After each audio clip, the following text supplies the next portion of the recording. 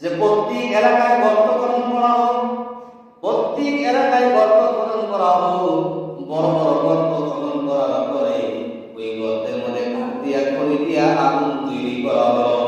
আর বাদশা বলল, এইবার গ্রামে গ্রামে ঢোকো, ওই যুবকদের দৃশ্য দেখে যারা ঈমান এনেছিল, যারা কলেমা পড়ে মুসলমান হয়েছিল, তাদেরকে ধরে আনা হোক, তাদেরকে ধরে ধরে ওই গর্তের মধ্যে নিক্ষেপ করা হোক।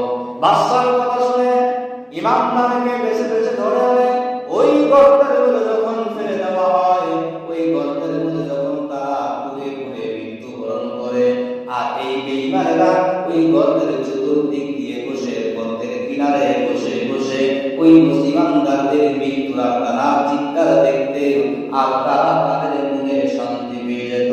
এই জন্য আল্লাহ বলেছেন, কুতিলা আসহাবুল উখদুদ,